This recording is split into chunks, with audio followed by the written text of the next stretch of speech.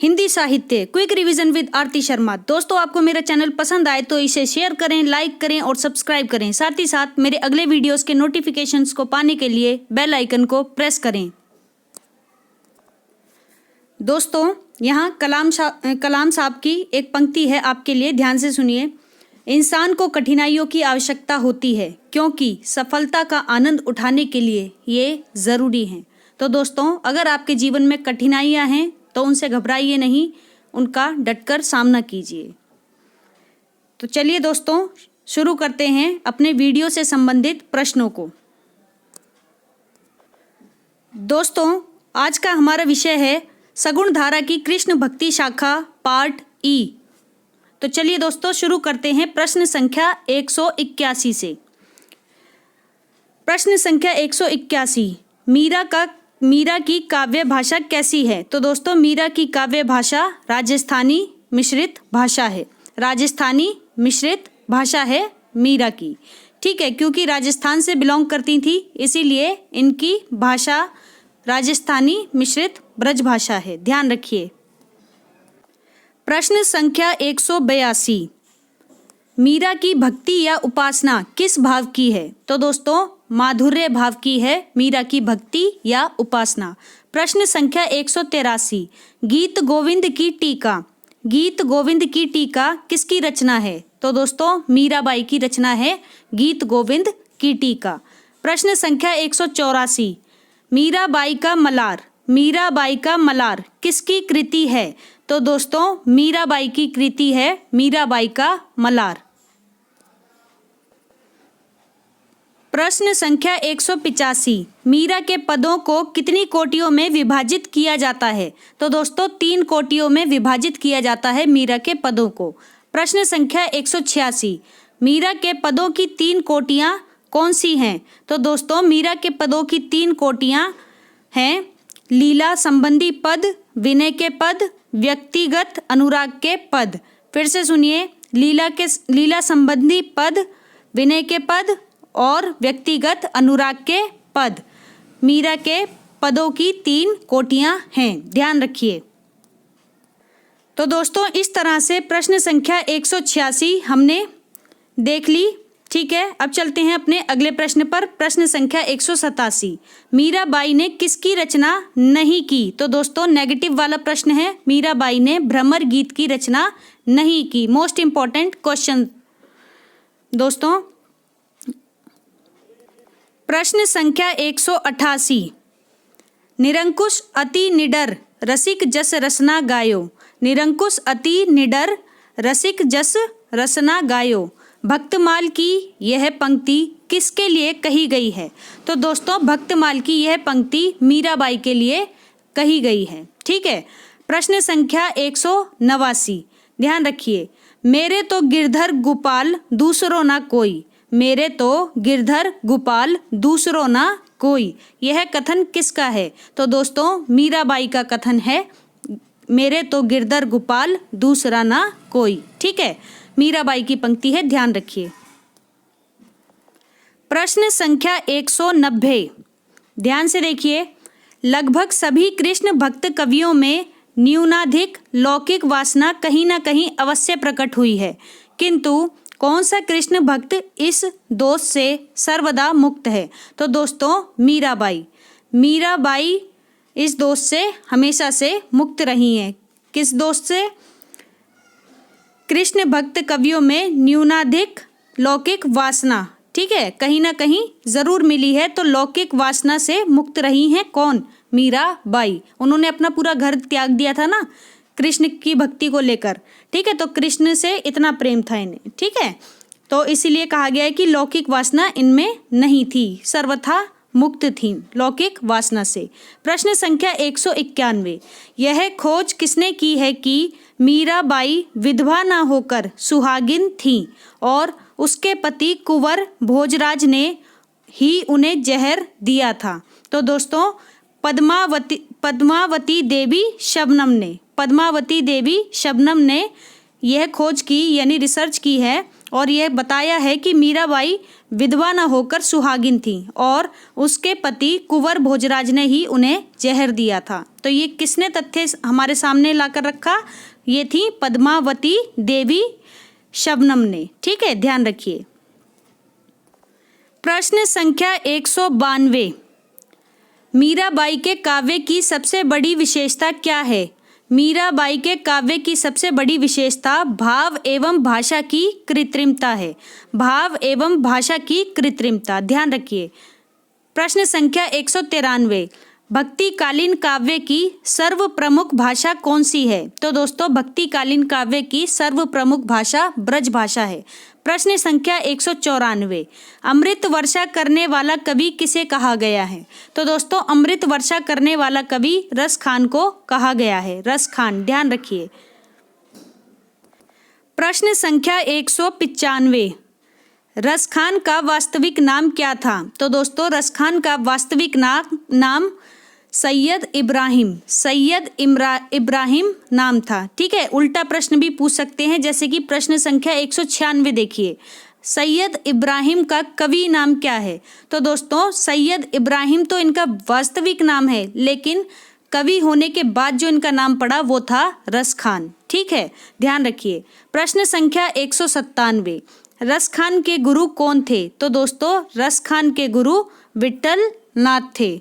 विट्ठल नाथ, ध्यान रखिए। और हमने कल पढ़ा था नंददास के गुरु भी विट्ठल नाथ थे। ठीक है। प्रश्न संख्या 198, ध्यान से देखिए, रस खान ने अपनी किस रचना में प्रेम के संबंध में अपने विचार व्यक्त किए हैं? तो दोस्तों प्रेम वाटिका में रस खान ने प्रेम के संबंध में अपने विचार व्यक्त किए हैं। प्रेम वाटिका, ठीक है, ध्यान रखिए। प्रश्न संख्या 199, रस खान कृत प्रेम वाटिका का रचना काल क्या है? तो दोस्तों रस खान कृत प्रेम वाटिका का रचना काल 1614 ईस्वी है। 1614 ईस्वी। प्रश्न संख्या 200, ध्यान से देखिए, रस खान ने किसमें राधा कृष्ण को प्रेम उद्यान के माली मानकर प्रेम के गुण तत्व का सूक्ष्म निरूपण किया है? तो दोस्तों प्रेम वाटिका में रस खान ने राधा कृष्ण को प्रेम उद्यान के माली मानकर प्रेम के गुण तत्वों का सूक्ष्म निरूपण किया है। ध्यान रखिए। प्रश्न संख्या 201, रस खान की कृति प्रेम वाटिका में कितने दोहे हैं? तो दोस्तों 53 दोहे हैं प्रेम वाटिका में, जो कि रस खान की रचना है। प्रश्न संख्या 202, ध्यान दीजिए, रस खान कृत अष्टयाम के कुछ दोहों में किसका वर्णन है? तो दोस्तों रस खान कृत अष्टयाम के कुछ दोहों में श्री कृष्ण के प्रातः काल से रात्रि शयन पर्यंत उनकी दिनचर्या का सुंदर वर्णन है। फिर से सुनिए, श्री कृष्ण के प्रातः काल यानी सुबह से लेकर शाम तक, सोने तक, ठीक है, और सोने के बाद यानी शयन पर्यंत कहा गया ना, तो सोने के बाद उनकी दिनचर्या का सुंदर वर्णन है। ठीक है, ध्यान रखिए। किसका? श्री कृष्ण की। किसकी रचना में? रस खान की अष्टयाम रचना में। प्रश्न संख्या 203, रस खान कृत सुजान रस खान किन छंदों में है? तो दोस्तों रस खान कृत सुजान रस खान कवित्त और सवैया छंदों में है। कवित्त और सवैया छंदों में, ध्यान रखिए। प्रश्न संख्या 204, ध्यान दीजिए, रस खान कृत दान लीला कितने छंदों में है? तो दोस्तों 11 छंदों में है दान लीला। और दान लीला किसकी रचना है? रस खान की। 11 छंदों में, ठीक है। प्रश्न संख्या 205, रस खान की काव्य भाषा कैसी है? तो दोस्तों रस खान की काव्य भाषा सरल, हृदयग्राही और रस से पूर्ण है। फिर से सुनिए, सरल, हृदयग्राही और रसपूर्ण भाषा है रस खान की। प्रश्न संख्या 206, सरल, हृदयग्राही और रसपूर्ण भाषा के कारण रस खान को क्या कहा गया? तो दोस्तों पीयूष वर्षी अथवा अमृत की वर्षा करने वाला कहा गया। किसको? रस खान को, उनकी सरल, हृदयग्राही और रसपूर्ण भाषा के कारण। प्रश्न संख्या 207, ध्यान दीजिए, मध्यकाल का एकमात्र कवि कौन सा है? मध्यकाल का एकमात्र कवि जिसने अपने दोहों के माध्यम से गागर में सागर भरने की कोशिश की है। तो दोस्तों यहाँ पर मध्यकाल की बात हो रही है, ठीक है ना। तो ध्यान रखिए, गागर में सागर भरने की बात रीतिकाल के कवि बिहारी के लिए भी कही जाती है। तो यहाँ ध्यान रखिए, रीतिकाल है कि मध्यकाल। तो जब मध्यकाल का नाम आएगा तब आप कहेंगे कि रसखान, ठीक है। लेकिन जब बात आएगी रीतिकाल की तब आप नाम लेंगे बिहारी, ठीक है। तो कंफ्यूजन नहीं होनी चाहिए, कॉन्सेप्ट क्लियर रखिए, आपके एग्जाम्स बहुत ज़बरदस्त होंगे, ठीक है। तो ध्यान से देखिए, क्या है? मध्यकाल का एकमात्र कवि जिसने अपने दोहों के माध्यम से गागर में सागर भरने की बात कही है, कौन है? रसखान है, ठीक है। अगला प्रश्न है 208, रहीम की रचनाएं किन भाषाओं में मिलती हैं? तो दोस्तों ब्रज, अवधी, खड़ी बोली और संस्कृत भाषा में। ब्रज, अवधी, खड़ी बोली और संस्कृत भाषा में रहीम की रचनाएं मिलती हैं, ठीक है। प्रश्न संख्या 209, ठीक है। प्रश्न संख्या 209, रहीम कृत बरवई नायिका भेद किस भाषा में है? तो दोस्तों अवधी भाषा में है रहीम कृत बरवई नायिका भेद। मोस्ट इम्पॉर्टेंट क्वेश्चन, ध्यान से देखिए, पेपर में आया हुआ है ये, ठीक है। रहीम कृत बरवई नायिका भेद अवधी भाषा में है, ठीक है। प्रश्न संख्या 210, ध्यान दीजिए, खेट कौतुकम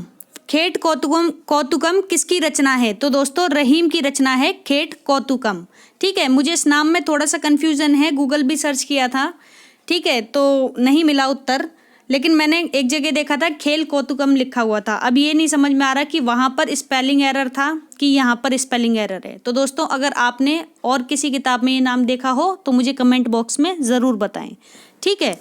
तो खेट कौतुकम किसकी रचना है? तो दोस्तों खेट कौतुकम रहीम की रचना है। प्रश्न संख्या 211, रहीम कृत नगर शोभा में किसका उल्लेख है? तो दोस्तों रहीम कृत नगर शोभा में किसी नगर में रहने वाली विभिन्न जाति की स्त्रियों की सुंदरता का उल्लेख है।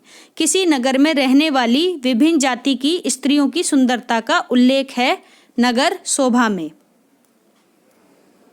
प्रश्न संख्या 212, ध्यान से देखिए, रहीम कृत नगर शोभा की रचना किस छंद में हुई है? तो दोस्तों रहीम कृत नगर शोभा की रचना दोहा छंद में हुई है। प्रश्न संख्या 213, रहीम कृत खेल कौतुकम जातकम, जिस रचना के बारे में मैंने अभी थोड़ी देर पहले बात की, तो दोस्तों वही रचना है। तो देखिए यहाँ पर इसका नाम अलग है, वहाँ पर अलग है। तो दोस्तों ये कन्फ्यूजन बनी हुई है कि सही नाम क्या है। तो दोस्तों जहाँ मुझे प्रश्न मिला उसके अकॉर्डिंग मैंने लिख लिया है, लेकिन आप दोनों नाम को लेकर चलिए, चाहे खेट कौतुकम हो चाहे खेल कौतुकम हो, ठीक है वो रहीम की रचना ही। कौतुकम से आप याद रख लीजिए, ठीक है। तो रहीम कृत खेल कौतुकम जातकम कैसा ग्रंथ है? तो दोस्तों यह एक ज्योतिष ग्रंथ है, ठीक है, ज्योतिष ग्रंथ है। दोस्तों ये बहुत ही मोस्ट इंपॉर्टेंट प्रश्न है, आया हुआ प्रश्न, इसलिए मैं आपको बार बार कह रही हूँ कि इस नाम को, इस रचना के नाम को आप कंफर्म ज़रूर करना, ठीक है। आगे चलते हैं। प्रश्न संख्या 214, ध्यान से देखिए, रहीम कृत खेल कौतुकम। तो दोस्तों यहाँ पर खेल कौतुकम ही नाम चल रहा है, ठीक है, आप खेल कौतुकम मान के चलिए। तो रहीम कृत खेल कौतुकम जातकम किस भाषा में रचित ग्रंथ है? तो दोस्तों फारसी मिश्रित संस्कृत भाषा में रचित ग्रंथ है खेल कौतुकम जातकम, फारसी मिश्रित संस्कृत भाषा, ध्यान रखिए। प्रश्न संख्या 215, रहीम की कौन सी रचनाएं खंडित रूप में उपलब्ध हैं? खंडित रूप में उपलब्ध हैं कौन सी? श्रृंगार, सोठा और रास पंचाध्यायी। श्रृंगार, सोठा और रास पंचाध्यायी। तो दोस्तों देखो, कल हमने पढ़ा था नंददास की भी एक रचना का नाम था रास पंचाध्यायी, और यहाँ पर रहीम की रचना का भी नाम है रास पंचाध्यायी। तो ऑप्शन बड़े ही ध्यान से देखिए आप, ठीक है, उसके अकॉर्डिंग आप अपने आंसर पर टिक करके आना और इनके रचना काल को आप पता कर लीजिए, ठीक है। तो श्रृंगार, सोठा और रास पंचाध्यायी ये दो रचनाएं हैं जो कि खंडित रूप में उपलब्ध हैं, और किसकी हैं? रहीम की। प्रश्न संख्या 216, रहीम कृत श्रृंगार सोठा में प्रेम संबंधी कितने सोठे हैं? तो दोस्तों रहीम कृत श्रृंगार सोठा में प्रेम संबंधी 6 सोठे हैं। 6 सोठे, ध्यान रखिए, ठीक है। प्रश्न संख्या 216 हमने देख लिया अभी, 6 सोठे, श्रृंगार सोठा में कितने 6 सोठे हैं, ठीक है। प्रश्न संख्या 217 रहीम कृत मदनाष्टक, मोस्ट इंपॉर्टेंट प्रश्न, रहीम कृत मदनाष्टक किस बोली में है? तो दोस्तों खड़ी बोली में है रहीम कृत मदनाष्टक। पूछा जाता है कि मदनाष्टक किसकी रचना है, तो आप बताएंगे रहीम की, और ये किस भाषा में है? खड़ी बोली में है, ठीक है, ध्यान रखिए, खड़ी बोली में, ठीक। आगे चलते हैं, प्रश्न संख्या 218, ध्यान रखिए, संस्कृत कवियों के अनुकरण पर रहीम ने संस्कृत में कैसे छंद लिखे हैं? तो दोस्तों संस्कृत कवियों के अनुकरण पर रहीम ने संस्कृत में प्रार्थना परक छंद लिखे हैं, प्रार्थना परक छंद, ठीक है। प्रश्न संख्या 219, ध्यान रखिए, रहीम के प्रार्थना परक ग्रंथ किस नाम से जाने जाते हैं? तो दोस्तों रहीम काव्य नाम से जाने जाते हैं रहीम के प्रार्थना परक ग्रंथ। प्रश्न संख्या 220, ध्यान से देखिए, रहीम के प्रार्थना परक ग्रंथों में किन भाषाओं का प्रयोग हुआ है? तो दोस्तों रहीम के प्रार्थना परक ग्रंथों में संस्कृत, फारसी, खड़ी बोली मिश्रित काव्य भाषा का प्रयोग हुआ है। संस्कृत, फारसी और खड़ी बोली मिश्रित काव्य भाषा का प्रयोग हुआ है, ठीक है, रहीम के प्रार्थना परक ग्रंथों में। प्रश्न संख्या 221, सत्यनारायण कवि रत्न, सत्यनारायण कवि रत्न कृत भ्रमर दूत में किसका चित्रण है? तो दोस्तों सत्यनारायण कवि रत्न कृत भ्रमर दूत में व्यक्ति प्रेम के स्थान पर देश प्रेम का, गोपी विरह के स्थान पर यशोदा रूपी भारत माता के दुख की विवशता का और व्याकुलता का सजीव चित्रण है। रिपीटेड प्रश्न है दोस्तों, कल भी हमने इस प्रश्न को किया था और आज फिर कर रहे हैं। ये भ्रमर गीत वाले कॉन्सेप्ट का प्रश्न है, ठीक है, पर कोई बात नहीं, आप रिवीजन के तौर पर यहाँ भी कर लीजिए, ठीक है। तो ध्यान रखिए, सत्यनारायण कवि रत्न कृत भ्रमर दूत में वर्णन पूछा गया है, ठीक है, कि किसका चित्रण है, तो ये प्रश्न आपके सामने है।